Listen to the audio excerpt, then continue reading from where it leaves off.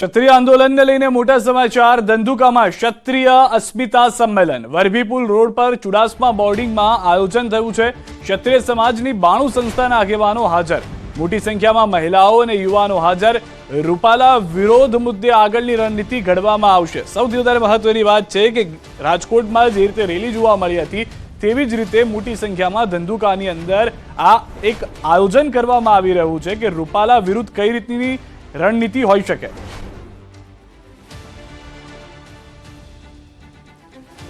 ધંધુકાથી તમામ અપડેટ્સ મેળવીશું। ન્યૂઝ 18 સંવાદદાતા મૌલિક પણ અમારી સાથે જોડાઈ ગયા છે, તેમની પાસેથી સમગ્ર માહિતી મેળવીશું। મૌલિક, જે રીતનું આ આંદોલન છે, જે રીતનો ઉગ્ર વિરોધ છે, રાજકોટમાં રેલી નીકળીને હવે અહીંયા આગળ સંમેલન, કયા મહત્વના મુદ્દાઓ, કેટલા લોકો જોડાયા છે અને શું મહત્વની ચર્ચા?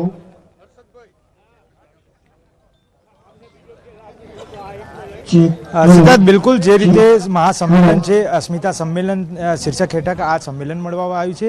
લગભગ 7 થી 10 હજાર ક્ષત્રિયો જે છે અહીંયા આગળ ઉપસ્થિત રહેશે તેવી એક સંભાવના વ્યક્ત કરવામાં આવી રહી છે।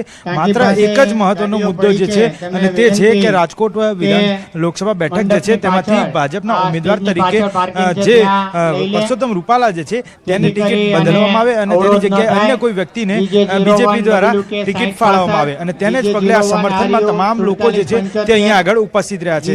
ન માત્ર અમદાવાદથી પરંતુ ધંધુકા, ધોલેરા સહિત રાણપુર તાલુકો જે છે તેમાંથી પણ અનેક બરવાડાથી તમામ જગ્યાએથી સમસ્ત ક્ષત્રિયો છે તે ક્ષત્રિયો અહીંયા આગળ ઉપસ્થિત રહ્યા છે। માનવામાં આવી રહ્યું છે કે 5:30 વાગ્યાનો સમય જે આપવામાં આવ્યો હતો તે દરમિયાન આગળ સંમેલન જે છે તેની શરૂઆત થશે। તમામ જગ્યાએથી ક્ષત્રિયો જે છે અત્યારે હાલ ઉપસ્થિત રહ્યા છે, પરંતુ કાર્યક્રમની રૂપરેખા જે પ્રમાણે બતાવવામાં આવી રહી હતી તે રૂપરેખા પ્રમાણે અત્યારે હાલ ખૂબ જ મોટી સંખ્યામાં લોકો ઉપસ્થિત થવા જઈ રહ્યા છે। હજી પણ કેટલાક લોકો જે છે તે અહીંયા આગળ ઉપસ્થિત થવા માટે પહોંચી રહ્યા છે। જે રીતે દ્રશ્યો જોઈ શકો છો કે મોટી સંખ્યામાં લોકો આવી રહ્યા છે। લગભગ 5:30 વાગ્યાનો સમય આપવામાં આવ્યો હતો। આ સ્ટેજ છે જ્યાંથી તમામ લોકો, આગેવાનો, જે મહિલા સહિત તમામ લોકો જે છે તે અત્યારે હાલ આવી રહ્યા છે અને આવવાની સાથે જ આ સંમેલન જે છે તે સંમેલન શરૂ કરવામાં આવશે। એક મહિલા આગેવાન છે, તેમની સાથે પણ વાતચીત કરવાનો પ્રયત્ન કરીશું। બેન, આજે જે રીતે અહીંયા સંમેલન યોજાવાનું છે, શું મુખ્ય મુદ્દો છે, કેટલા લોકો અહીં ઉપસ્થિત રહેવાના છે અને શું પરિસ્થિતિનું નિર્માણ થશે? આ જે સંમેલન છે એનો આ સંમેલનનો બહુ એટલે બહુ જ મોટો ભડકો પડવાનો છે એવી રીતે, કારણ કે આપ જોઈ રહ્યા છો કે અમારી સંખ્યામાં વધારો થતો જાય છે એવી રીતે। આપ જોઈ રહ્યા છો બહેનો, મને બધામાં ખૂબ એટલે ખૂબ જ આક્રોશ છે એવી રીતે, અને અમારો આક્રોશ અમે સાચો છે એટલે અમે મોદી સાહેબને કહી છીએ કે ભાઈ તમે રૂપાલા સાહેબની ટિકિટ રદ કરો, એટલે એમને ટિકિટ રદ કરવી જ પડશે એવી રીતે। એટલે અમારા સ્વાભિમાનની લડાઈ માટે તો અમે આ એક મુદ્દો લઈને નીકળ્યા છે એવી રીતે, નકર અમારા બહેનો કોઈ દી ઉમરો ઓળંગીને ન નીકળ્યા હોય। આજે અમારે મર્યાદા અને સાથે મારે બહાર નીકળવું પડે છે, એ એક દુઃખજનક બાબત છે આ લોકશાહી દેશમાં। ખાસ અહીંયા આગળ સંખ્યાબંધ લોકો ઉપસ્થિત રહેશે, કેટલો અંદાજ માનવામાં આવી રહ્યો છે, કેવા પ્રકારની કાર્યક્રમની રૂપરેખા રહેશે? જો ચોક્કસથી આ સમગ્ર કાર્યક્રમ વિશે જણાવું તો આ કાર્યક્રમ જ્યારે શરૂઆતમાં નક્કી કરવામાં આવ્યો હતો ત્યારે માત્ર 4 તાલુકાનો કાર્યક્રમ હતો, ધંધુકા, ધોલેરા, બરવાળા અને રાણપુર। પરંતુ સમગ્ર રાજ્યવ્યાપી આ જે રોષ છે એ રોષને લઈ સમગ્ર રાજ્યના અલગ અલગ જિલ્લાઓમાંથી અત્યાર સુધીમાં અનેકો ક્ષત્રિય સમાજના યુવાનો, આગેવાનો, મહિલાઓ અને વડીલો જોડાઈ ચૂક્યા છે। અને હું કહી શકું, ચોક્કસપણે એવું કહી શકું કે 10,000થી પણ વધારે ક્ષત્રિય સમાજના મહિલાઓ અને યુવાનો અને આગેવાનો રાજ્યના અલગ અલગ જિલ્લાઓમાંથી આ કાર્યક્રમમાં જોડાશે। જે માત્ર કાર્યક્રમના 2 કલાકની શરૂઆત થતાં પહેલાં જ આપ દ્રશ્યોમાં જોઈ શકો છો કે કેટલી સંખ્યા છે। જ્યારે કાર્યક્રમ શરૂ થવાને હજી વાર છે ત્યારે ચોક્કસથી ક્ષત્રિય સમાજ વતી એવું કહી શકાય કે આ રેલી નહીં, આ સંમેલન નહીં, પરંતુ આ મહાસંમેલન છે। કયા સમાજના લોકો, કયા ગામના લોકો અહીં ઉપસ્થિત રહેશે અને આવનારા સમયમાં કેવા પ્રકારની રૂપરેખા અહીંથી ઘડાવવા માટેનું નક્કી થશે જો 12 તારીખ સુધી નોમિનેશન ભરાય છે રૂપાલાનું? તો જો ચોક્કસથી કહી શકાય કે જે રણનીતિ છે ક્ષત્રિય સમાજની રણનીતિ તે ગુપ્ત પ્રકારની રણનીતિ છે। ક્ષત્રિય સમાજને વર્ષોથી એવો ગણી શકાય છે કે જેના લોહીમાં એક ગુપ્ત રણનીતિનું એક આયોજન ઘડાઈને આવતું હોય છે। ત્યારે ચોક્કસથી એવું કહી શકાય કે 12 તારીખ સુધીની જે અમારી રણનીતિ છે તે માત્ર ને માત્ર એક છે કે કોઈ પણ સંજોગે પરસોત્તમભાઈ રૂપાલાની ટિકિટ જે છે તે ઉમેદવારી જે છે તે રદ કરવામાં આવે। જો 12 તારીખ બાદ ભારતીય જનતા પાર્ટી જો આ વલણ જે છે તે તેમનું એમનામ યથાવત રાખશે તો ચોક્કસથી જે ક્ષત્રિય સમાજના અમારા સૌ આગેવાનોએ જે રણનીતિ ઘડી છે તે 12 તારીખ પછી રણનીતિ પર અલગ અલગ મુદ્દાઓ પર જે અમલવારી છે તે નહીં કે જિલ્લા કે રાજ્ય લેવલે પરંતુ ગામ લેવલે એ રણનીતિનો ભાગ ભજવવામાં આવશે। આજે મહત્વના કયા વ્યક્તિઓ અહીંયા આગળ ઉપસ્થિત? આજે જો કહી શકાય કે ક્ષત્રિય સમાજના શેરસિંહ રાણા હોય કે પદ્મિનીબા વાળા હોય, તો રૂપાલા વિરોધ મુદ્દે આગળની રણનીતિ ઘડવામાં આવશે અને હાલના જે દ્રશ્યો જોઈ રહ્યા છો અનેક મહાનુભાવો પણ ઉપસ્થિત રહેશે. જોડાવાના છે અને આગામી રણનીતિ અંગે ચર્ચા કરવાની છે.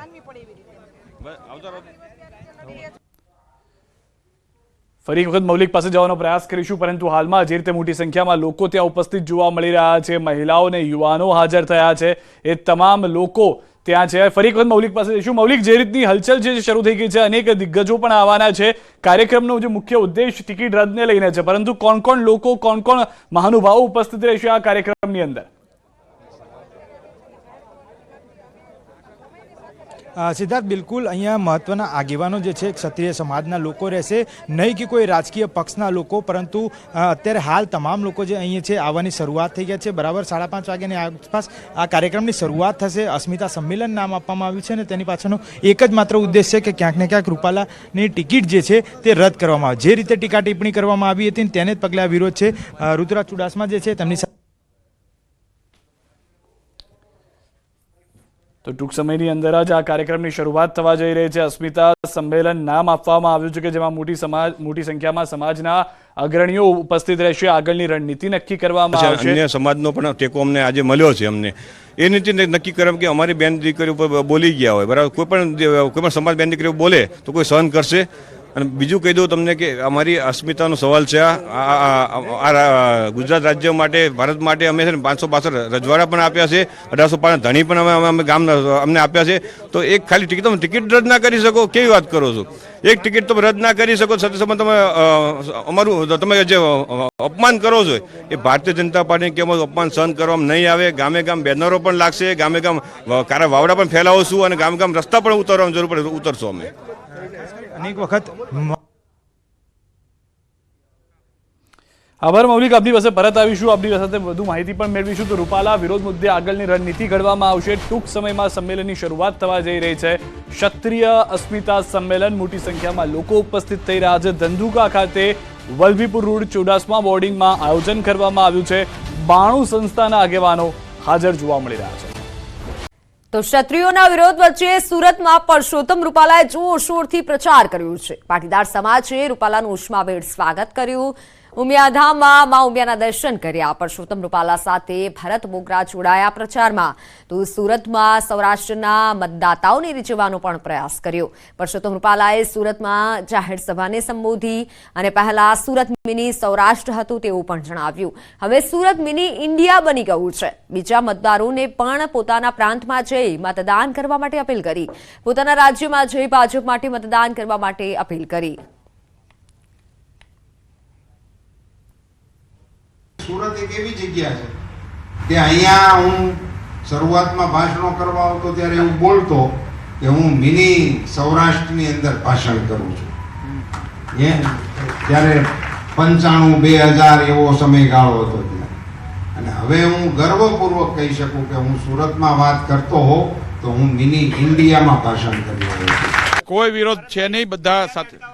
રાજકોટ લોકસભામાંથી વસતા દરેક જ્ઞાતિ સમુદાયના લોકોને શુભેચ્છા મુલાકાત છે. સવારથી મળવાનું છે, બીજી કોઈ મિટિંગનું આયોજન નથી. કોઠારે વરણ, જે મેં કીધું એમ, રાજકોટ લોકસભા વિસ્તારના કોઈ પણ ગામમાંથી વસતા હોય, સહી, સુતાર, દરજી, મિસ્ત્રી, પટેલ, કોઈ પણ જ્ઞાતિના લોકો, ક્ષત્રિય હોય, બ્રાહ્મણ હોય, બધા જ મળવા આવવાના છે.